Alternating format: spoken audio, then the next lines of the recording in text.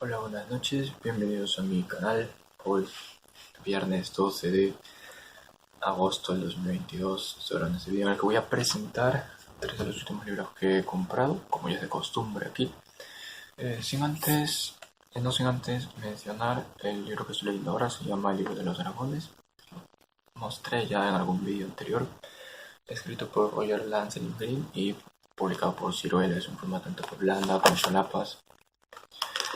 Tiene 312 páginas, ya falta poco para terminar, ¿no? En el que este autor se dedica a recopilar historias de dragones, precisamente.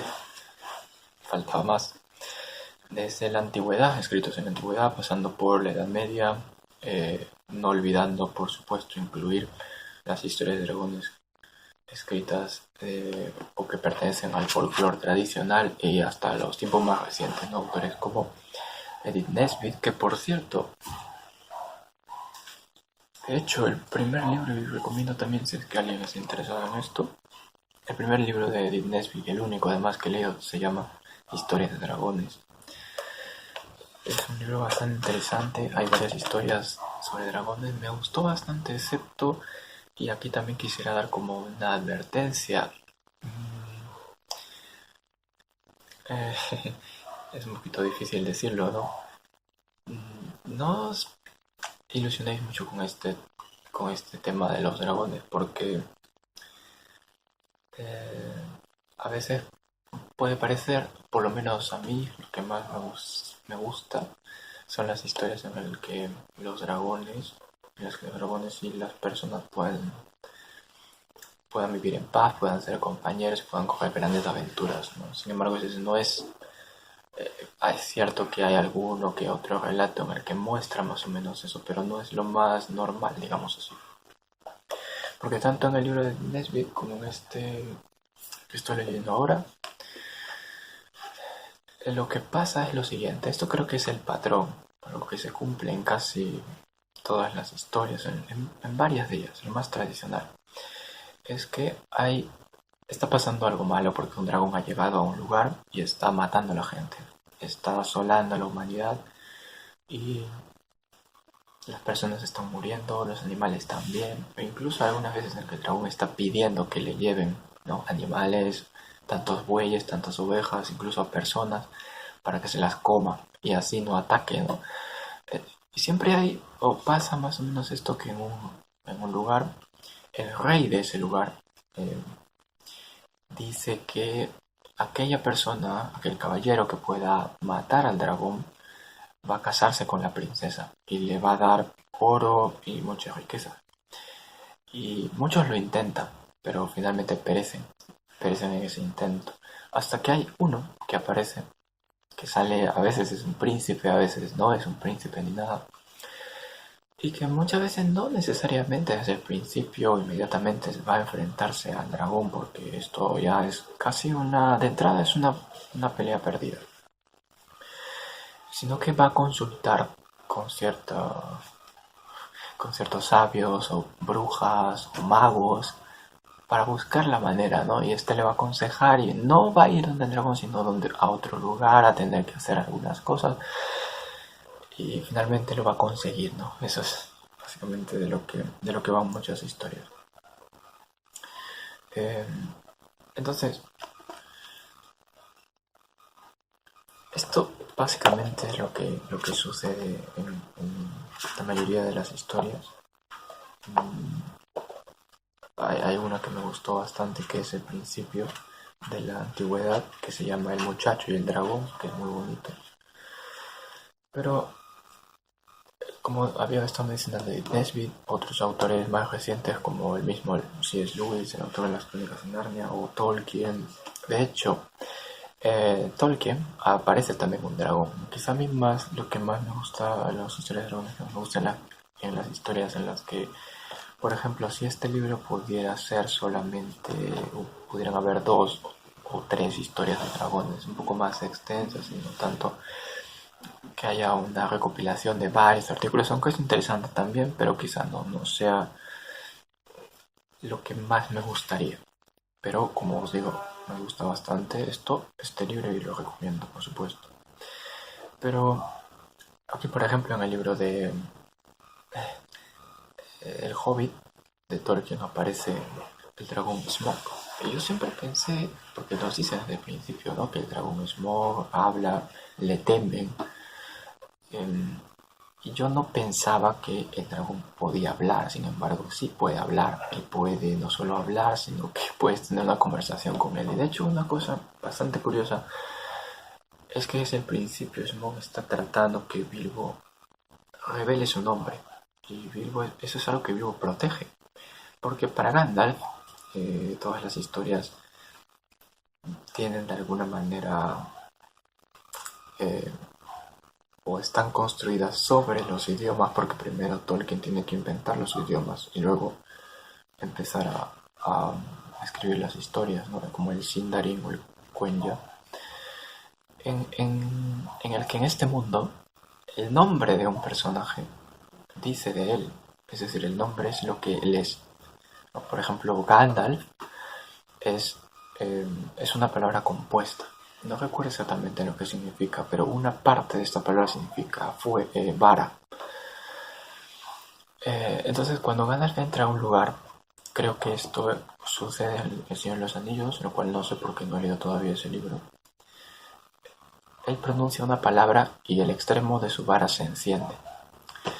Y esto es bastante interesante porque también está conectado con el principio del Hobbit, cuando Gandalf va a donde está Bilbo y está buscando a alguien que quiera emprender una aventura, ¿no? Con los enanos, y Bilbo dice que ahí nadie está interesado. Pero cuando Bilbo le pregunta a Gandalf su nombre, Gandalf responde, eh, en la traducción aparece yo soy Gandalf y Gandalf soy yo. Esto es algo raro porque en inglés lo que dice es I am Gandalf and Gandalf means me, es decir, yo soy Gandalf y Gandalf, la palabra Gandalf, me significa o dice de mí. Esto es lo que mi esencia, digamos así. Y cada palabra de cada personaje, cada nombre de cada personaje tiene un, un significado, es decir, eso es lo que ese ser es. Esa es su esencia, eso es lo que él es. Cuando, por ejemplo, la forma como se saludan los elfos, el ensila lumen commentielvo, el ensila lumen commentielvo, que lo que significaría es una estrella arroja su luz sobre el momento de nuestro encuentro, porque las estrellas fueron lo primero que vieron los elfos al despertar, digamos así. Entonces es bastante interesante esto, porque cualquier persona quizá podría, al escuchar las historias de los dragones y demás, bien, puedo tomar esto como una especie de literatura, como unos relatos, como fantasía, pero obviamente que sé que esto no es algo real. Esto es fantasía, es mito, es algo que no es verdad. Eh, lo cual quizá esto no sea necesariamente así, quizás sea verdad en el sentido en el que Chesterton, por ejemplo, hablaba de los cuentos de hadas. Los cuentos de hadas superan la realidad, son reales. No porque nos digan que los dragones existen, sino porque nos dicen que pueden ser vencidos, porque nos dicen que podemos vencerlos. Todos somos en el fondo como Bilbo Bolsón, porque todos tenemos dentro de nosotros ese deseo de querer emprender una gran aventura, pero es algo que no conocemos todavía, que no nos creemos capaces de poder desarrollar o de llevar a cabo, de cumplir la misión que nos han encomendado. Pero hay uno que sí cree, que en este caso, en el caso del Bilbo, es Gandalf que Bilbo puede hacerlo. Y Bilbo ni siquiera lo sabe, porque no tiene que saberlo. El héroe, si supiera lo que le espera, posiblemente no sería un héroe. Si una persona supiera lo que le espera al intentar ser buena persona, posiblemente ni lo intentaría. No es preciso conocer el destino o lo que sucederá sobre la marcha, que eso se va develando en ese momento. Y es verdad que en las historias en todo esto que alguien podría llamar fantasía, mito, mentira, como pasó con el caso de Chester, de C.S. Lewis, porque para C.S. Lewis los mitos son mentiras, son verdades dichas a través de la plata. Por eso que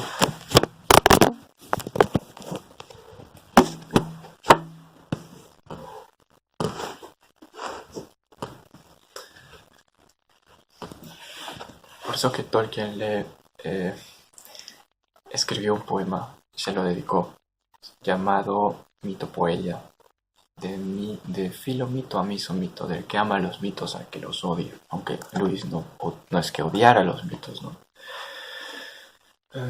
Es un poema muy extenso en el que él habla acerca de, en alguna parte, acerca de esta capacidad y acerca de lo que es propio del artista, que es el ser un subcreador. Creamos según la ley en la cual fuimos creados. Si nos damos cuenta que en el fondo somos fruto de una narración, es como reconocía Chesterton que hay un narrador. Y eso es algo que produce gozo. Porque en todas las historias, todas las historias en el fondo nos cuentan parte de nuestra propia historia. Es como un patrón que se repite y podemos decir esto es parte esencial de la naturaleza humana. ¿Cómo puede ser posible, por tanto, que esto no sea verdad? ¿Cómo puede ser posible que digamos que esto sea mentira? Porque siempre en estas historias aparece algo que se repite y es el hecho de que la esperanza siempre juega al escondite. La esperanza siempre se resiste hasta el final, hasta el último momento. Y cuando parece que todo está perdido y todo está condenado ya, sucede algo que cambia completamente todo lo que incluso todos los de ahí pensaban que podía suceder. Pensaban que no podía suceder. Entonces, es como, no recuerdo quién decía esto, que la esperanza es como una niña pequeña, ¿no? Lo que pasa, por ejemplo, y de hecho aquí también en esta historia increíble que es el libro La historia interminable de Michael Ende, allá también aparece un dragón, pero no es un dragón y de hecho se describe de una manera un poquito despectiva con respecto a los demás dragones, ¿no? Porque este es un dragón de la suerte, este es otro tipo de dragón, es un dragón, digamos así, muy muy diferente, completamente distinto. Y en una parte en esta historia, casi al principio, dice, hay un momento, no recuerdo exactamente, pero dice, quien no haya llorado lágrimas amargas, porque una historia que leía, de una manera uno como que se hace amigo de esos personajes, teme por ellos, reza por ellos. Y cuando termina esta historia, y cuando resulta que ya no están, que se acabó, la vida sin ellos parece vacía y sin sentido. Entonces, cuando el niño que está leyendo esta historia lee el título, ¿no? Y la historia interminable, dice precisamente es esto lo que necesito: una historia interminable, una historia que nunca se termine. Porque en el fondo ese anhelo, ese deseo, como decía Luis, sí, yo encuentro en mí un deseo que ninguna experiencia de este mundo puede satisfacer. La explicación más probable es que fui hecho para otro mundo. Puede ser que los deseos del mundo nunca hubieran tenido la intención de satisfacerlo, solo de despertarnos, sugiriendo lo real. Es como que pone de manifiesto que hay algo aquí, que había algo aquí que estaba dormido y que ha despertado al estar en contacto con estas cosas, con estas cosas que nos cuentan nuestra propia historia. Esto da para mucho más. Y ni siquiera he presentado los libros, pero bueno, recomiendo ampliamente este texto porque también nos ayuda a atender a saber bastante sobre los dragones en el fondo. Así que ya lo sabéis, el libro de los dragones de Roger Lancel Green, que está muy bueno. Vamos a empezar ahora sí. Y tengo que decir también antes que una vez terminado esto voy a continuar con la trilogía cósmica o trilogía de Ramson de C.S. Lewis. Hay una edición que han sacado, la que yo tengo, Es- Aquí está Más allá del planeta silencioso, Perelandra, un viaje a Venus y Esa horrible fortaleza, que es el más extenso de todos. Pero en esta edición aparece, esta edición es de bolsillo de Minotauro, creo, es de Buque. Es Minotauro, pero de Buque, que es el que hace las ediciones de bolsillo. Ediciones pequeñas. Están las historias sin más. En cambio, han sacado una nueva edición, han publicado así en 3 volúmenes, pero también un libro solo que incluye la trilogía completa, en el que además incluye el prólogo de Tolkien, escrito por Tolkien. Así es que valdría la pena quizá que solo para eso comprara, a pesar de que ya los tengo aquí, pero bueno. Entonces empezamos, ya que hemos hablado un poco de Chesterton, el primer libro es un libro que habla sobre Chesterton, precisamente Chesterton, un enamorado de la verdad, de Luis Daniel González, editado por Logos. De hecho, Logos es el objeto de estudio de un filólogo. Un filólogo es un estudioso de Logos. ¿Y qué es Logos? Logos es la mente de Dios.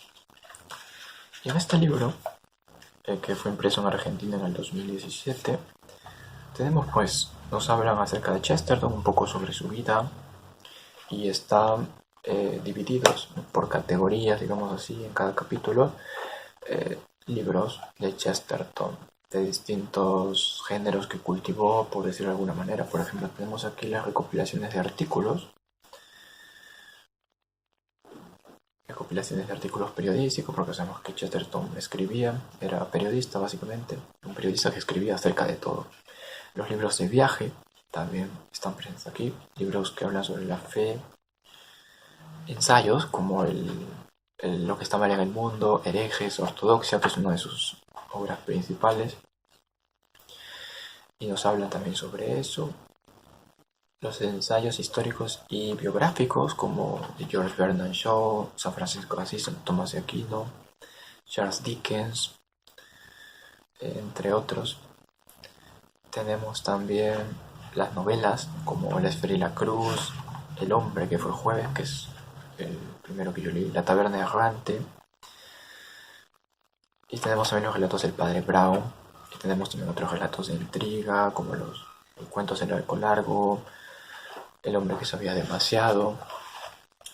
Tenemos también obras de teatro, poesía, que Chesterton escribió sobre todo. Y también tenemos los links de una página, de las páginas en donde puedes encontrar o puedes leer las obras de Chesterton en inglés. Y también varios títulos que han escrito otros autores acerca de Chesterton. Yo, por ejemplo, tengo uno que lo incluye también aquí, que está un poco difícil. Wow. Chesterton, Sabiduría e Inocencia, escrito por Joseph Pearce y publicado por Encuentro. Es un libro de considerable extensión, más o menos. He leído las primeras páginas tan solo y la verdad que creo que vale la pena. Así es que si estás buscando, o si habéis leído quizá El hombre que fue jueves o Los relatos del padre Brown o algún otro libro de Chesterton, creo que sería bastante bueno, como una especie de invitación para poder acercarse a las demás obras de Chesterton, que hay que ir directamente hacia ellas, ¿no? Pero creo que con ese libro es una buena ayuda. El segundo libro ha sido un poquito decepcionante para mí, porque quizá mis expectativas estaban demasiado altas. Se trata de la Summa Theologiae,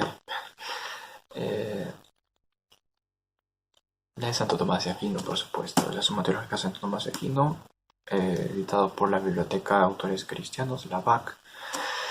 Es un libro que es en tapa dura, y lo que sí, una de las cosas que no me gustó es el tipo de hoja, tipo de papel que tiene, es muy delgado, y también el tamaño de la letra es muy pequeño, sinceramente.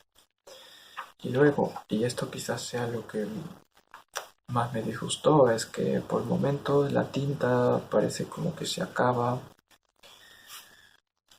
que está un poco, no sé si se puede ver, pero bueno,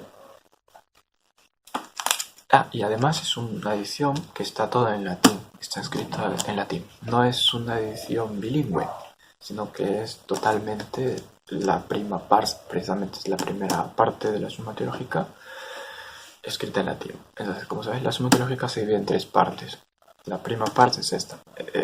Hay 5 volúmenes, ese es el primero, y los demás son básicamente de la misma extensión.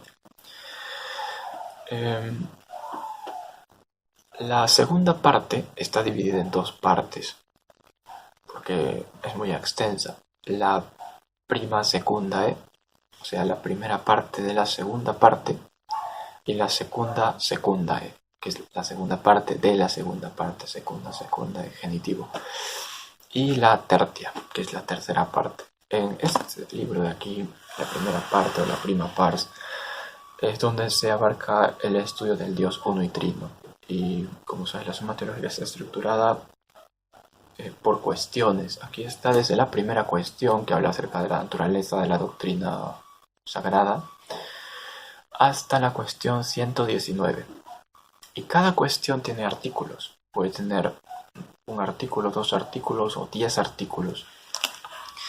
Y quiero ir hacia a la cuestión número 2, porque es ahí donde está lo que más se comenta siempre que se habla acerca de Santo Tomás de Aquino, de la filosofía de la Edad Media.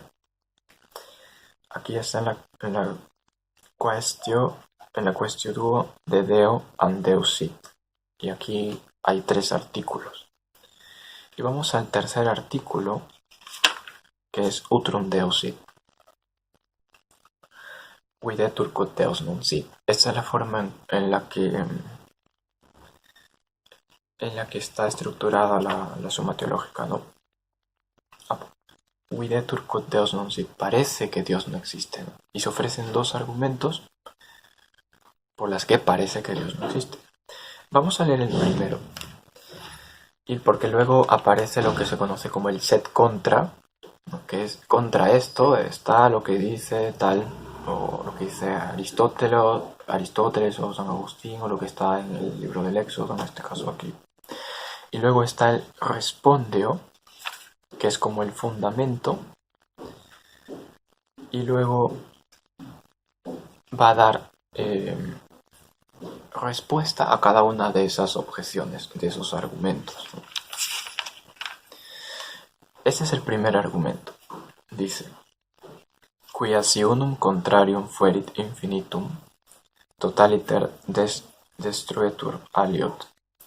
Es decir, si uno de los contrarios fuese infinito, el otro sería destruido en su totalidad, sería totalmente destruido. Sed hoc intelligitur in hoc nomine Deus, pero esto es lo que significa el nombre Dios. Scilicet quod sit quodam bonum infinitum. Por lo tanto, a saber, es como una especie de bien infinito. Si ergo Deus esset, nullum malum inveniretur. Aquí cambié la pronunciación del latín. Por tanto, si hay Dios, no se encontraría el mal. Invenitur autem malum immundo. Pero el mal está en el mundo, o hay mal en el mundo. Ergo Deus non est. Por lo tanto, Dios no existe. Este es un argumento completamente lógico, apela a la razón, a diferencia de muchos otros argumentos que se pueden encontrar hoy en día. Y es bastante interesante, porque aquí no voy a tratar básicamente el argumento, porque sí que Santo Tomás va a dar una respuesta, porque el segundo argumento precisamente también es uno que hoy en día se puede considerar como muy famoso.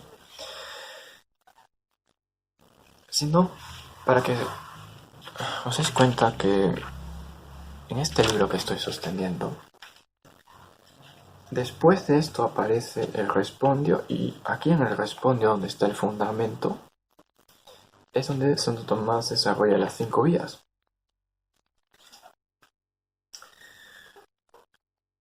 Y esto es solo menos de una página. En un libro de más de 800 páginas, que es solo la primera parte o el primer libro de 5. Bueno, creo que no es ningún misterio porque estoy mencionando esto, ¿no? No me da los conocimientos que tengo ahora sobre latín para poder leerlo sin una traducción o sin el texto también en castellano, ¿no? Pero espero poder hacerlo más adelante. Y el tercero, pero no por ello menos importante, creo que es muy importante, se trata de Un hobbit, un armario y una gran guerra, escrito por Joseph Loconte. Este es un libro que vino un poco sucio y roto. Bueno, no roto el libro ni la tapa, sino esta cosa que se ponen. Pero bueno, no sé nada de este libro, solo sé que habla acerca de la amistad que hubo entre el autor del Hobbit, que es Tolkien, y el autor del armario, bueno, el de la bruja del armario, que sí es Lewis, porque ellos fueron grandes amigos, en un contexto de la Primera Guerra Mundial, porque ambos creo que participaron en la Primera Guerra Mundial. Y aquí, esto es algo que recién lo he visto, no sabía. Prólogo de Eduardo Segura. Eduardo Segura es un filólogo español que fue conocido también por participar como asesor consultor de los guionistas de la película de Peter Jackson, El Señor de los Anillos. Y estuvo hace poco en Argentina dando conferencias junto con otras personas también de primer nivel. Y bueno, yo decidí comprar este libro, fue el último, creo que se agotó totalmente, así es que lo leí. No nos queda más tiempo, así es que tengo que despedirme. Espero que os haya servido de algo este vídeo y pues ya será hasta la próxima. Lo siento por haberme equivocado y porque se cayó la cámara en el momento de grabar. Bueno, me despido. Adiós.